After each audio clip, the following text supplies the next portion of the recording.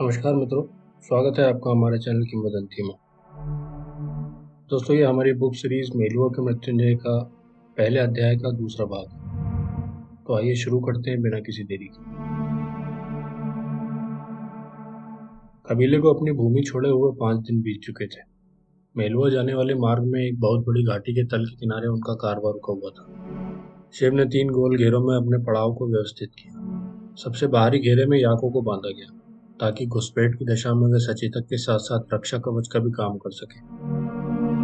और उसके बाद भी यदि किसी प्रकार का संग्राम होता है तो मध्य घेरे में पुरुषों को लड़ाई के लिए रखा गया था और सबसे भीतर औरतों एवं बच्चों को आग के पास एक गोल घेरे में रखा गया था। शूरवीरों को सबसे पहले, प्रतिरक्षक उसके बाद और सबसे भीतरी घेरे में आघात योग्य को रखा गया था। शिव बुरी से बुरी परिस्थितियों के लिए तैयार था। उसका मानना था कि घात लगाकर आक्रमण अवश्य होगा, केवल यह देखना था कि वो कब होने वाला था। झील के सामने के स्थल पर दखल के साथ साथ उस महत्वपूर्ण भूभाग पर पहुंच से प्रकृति कबीले वालों को खुश होना चाहिए था, किंतु शिव को पता था कि प्रकृति कबीले का मुखिया यज्ञ उन्हें शांतिपूर्ण तरीके से जाने देने वाला नहीं था। यज्ञ इससे कम कुछ नहीं चाहेगा कि वह एक ख्याति प्राप्त व्यक्ति की तरह स्थापित हो, जो यह दावा कर सके कि उसने शिव के गुण कबीले को पराजित किया और प्रकृति कबीले को वो भूभाग जीत कर दिया। निश्चित रूप से यह एक अजीबोगरीब कबीलाई तर्क था जो शिव को नापसंद था। शिव जानता था कि इस प्रकार की परिस्थितियों में कभी शांति की आशा नहीं की जा सकती। शिव को संग्राम अच्छा लगता था और वो युद्ध कला से आनंदित होता था, किंतु उसे यह भी पता था कि उनके प्रदेश में यह संग्राम निरर्थक था। उसने नंदी की ओर घूमकर देखा, जो कुछ दूरी पर चौकन्ना बैठा हुआ था। पड़ाव के दूसरे घेरे के चारों ओर मेलुआ के 25 सैनिक बैठे थे। इसने गुड़ कबीले को ही देशांतरवास के लिए क्यों चुना? प्रकृति कबीले को क्यों नहीं चुना? शिव की विचारधारा बीच में ही भंग हो गई, क्योंकि उसने कुछ दूरी पर एक साय को हिलते डुलते देख लिया था। उसने पुनः उस ओर ध्यान से देखा, किंतु सब कुछ सामान्य सा प्रतीत हुआ। ऐसी जगहों में कई बार प्रकाश इस प्रकार के भ्रम उत्पन्न कर देते थे। शिव ने अपनी मुद्रा शिथिल कर ली, किंतु कुछ क्षणों बाद उसने पुनः उस साय को देखा। सभी अपने अपने हथियार उठा लो, शिव ने जोर से चिल्लाया। गुड़ कबीले वालों और मेलुआ वासियों ने अपने अपने हथियार बाहर निकाले और संघर्ष करने के लिए अपने अपने स्थान ग्रहण कर लिए, क्योंकि प्रकृति कबीले के लगभग 50 सैनिकों ने धावा बोल दिया था। बिना सोचे विचारे धावा बोलने के कारण उनको बहुत मुश्किलों का सामना करना पड़ा, क्योंकि सबसे पहले आतंकित पशुओं की दीवार उनके सामने थी। याकों ने अनियंत्रित हो चोट लगाना और दुलत्ती मारना प्रारंभ कर दिया था। इससे पहले कि वे झड़प शुरू कर पाते, अनेक प्रकृति वाले बुरी तरह घायल हो चुके थे। कुछ इनसे बचकर अंदर घुसी आए और हथियारों के बीच टकराहट शुरू हुई। प्रकृति कबीले के एक नौसिखिए ने तलवार लहराते हुए शिव पर धावा बोल दिया। उसके आक्रमण से बचते हुए शिव पीछे हट गया। उसके बाद शिव ने अपनी तलवार को वलयाकार घुमाते हुए प्रकृति कबीले के उस आक्रमणकारी के सीने पर हल्का घाव लगाया। उस युवा योद्धा ने शिव को कोसा और फिर वो अपने शरीर के कुछ हिस्से को खुला छोड़ते हुए बिना अधिक सावधानी के साथ शिव पर झपट पड़ा। शिव को बस इतना ही अवसर चाहिए था।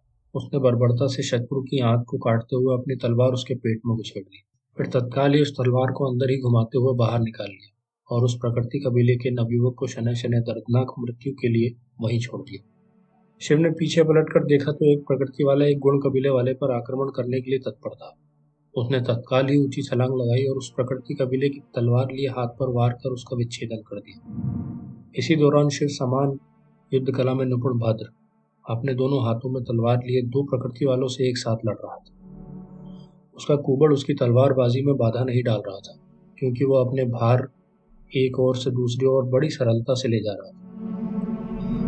उसने अपनी तलवार की धार से एक प्रकृति वाले के गले पर बाईं ओर से वार किया। वो वहीं गिरकर तड़पने लगा। उसे धीरे धीरे मरने के लिए छोड़ भद्र ने अपने दाएं हाथ को हवा में लहराते हुए दूसरे सैनिक के चेहरे को बीचों बीच काटते हुए वार किया, जिसके कारण उसकी आंखें बाहर आ गई। जैसे ही वो सैनिक गिरा, भद्र ने अपने बाएं हाथ की तलवार से बड़ी निर्ममता से उस पर वार कर दिया और उस विवश शत्रु के दुखों का अंत कर दिया। मेलुआ वासियों की ओर से संघर्ष का स्वरूप बिल्कुल ही अलग था। वे अत्यधिक दक्ष एवं प्रशिक्षित सैनिक थे, किंतु हिंसक कदापि नहीं थे। वे युद्धों के नियम का पालन कर रहे थे।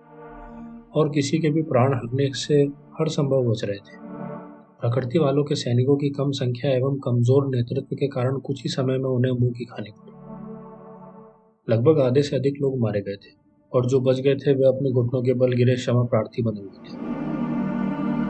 उन्हीं में से एक था प्रकृति कबीले का मुखिया यक्ष, जिसके कंधे पर नंदी ने गहरी चोट पहुंचाई थी और इसी कारण वो तलवार चला पाने में अक्षम हो चुका था। प्रकृति के मुखिया यक्ष के ठीक पीछे भद्र अपनी तलवार उठाए उस पर वार करने के लिए तैयार खड़ा था। बताइए शिव, शीघ्र एवं सरल अथवा धीरे एवं पीड़ादायक? इससे पहले कि शिव कुछ बोलता, नंदी ने बीच में ही कहा, श्रीमान। शिव ने मेलुआ वासी की ओर मुड़कर देखा। यह अनुचित है, वे क्षमा की भीख मांग रहे हैं। उनके प्राण हरना युद्ध के नियमों के विरुद्ध है। तुम लोग प्रकृति वालों को नहीं जानते, शिव ने कहा। वे बर्बर हैं, वे हम पर आक्रमण करते ही रहेंगे। उन्हें कोई लाभ ना हो तब भी इसे समाप्त करना ही होगा, हमेशा के लिए। ये तो समाप्त होने ही वाला है। आप यहाँ अब नहीं रहने वाले, आप बहुत शीघ्र मेलुआ में होंगे।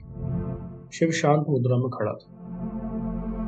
नंदी ने कहना जारी रखा, आप इसे किस प्रकार समाप्त करना चाहते हैं यह आप पर निर्भर करता है, वैसा जैसा कि वे करते आए हैं अथवा उनसे अलग। भद्र ने शिव की ओर देखा। वह प्रतीक्षा में था। आप प्रकृति वालों को दिखा सकते हैं कि आप उनसे बेहतर हैं, नंदी ने कहा। शिव ने क्षितिज में दूर उन विशाल पर्वतों को देखा। प्रारब्ध, एक बेहतर जीवन की संभावना।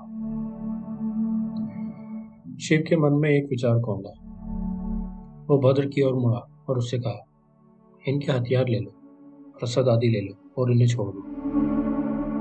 यदि प्रकृति वाले इतने मूर्ख हैं कि वह अपने गांव जाकर हथियारबद्ध हों और वापस आएंगे, तो भी उस समय तक हम बहुत दूर निकल चुके होंगे।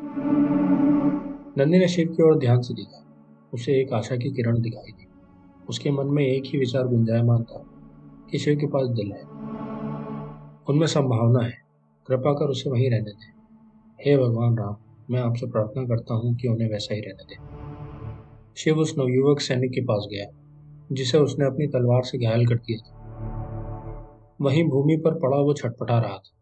पीड़ा के कारण उसका मुख विकृत था। उसकी आंख से रक्त निरंतर रिस रहा था।